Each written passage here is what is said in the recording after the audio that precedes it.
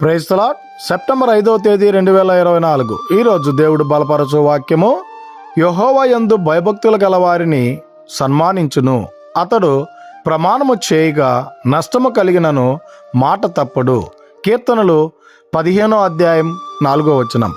ప్రియమైనటువంటి దేవుని బిడ్డలారా, ఈ ఉదయకాల సమయంలో ఎవరైతే యేసుక్రీస్తు ప్రభుల వారి మీద భయభక్తులు కలిగి జీవిస్తారో అలాంటి వారందరినీ ఆ యేసుక్రీస్తు ప్రభుల వారు సన్మానించేటువంటి వాడిగా ఉన్నాడు. అంత మాత్రమే కాకుండా ఆయన నీ పట్ల ప్రమాణము గనక చేసినట్లయితే ఎంత నష్టం వచ్చినా మాట తప్పేటువంటి వాడిగా లేడు. గనుక ఈ ఉదయకాల సమయంలో నువ్వు ఎలాంటి పరిస్థితుల్లో ఉన్నావో, ఎలాంటి వేదనకరమైనటువంటి ఎలాంటి కష్ట పరిస్థితుల్లో ఉన్నావో, ఆయన యందు భయభక్తులు కలిగి నువ్వు జీవించినట్లయితే ఆయన నీతో మాట ఇచ్చి నీకున్నటువంటి ప్రతి పరిస్థితి నుంచి నిన్ను విడిపించేటువంటి వాడిగా ఉన్నాడు. గనుక ఈ దిన వాక్యం ద్వారా దేవుడు బలపరిచి దీవించును గాక.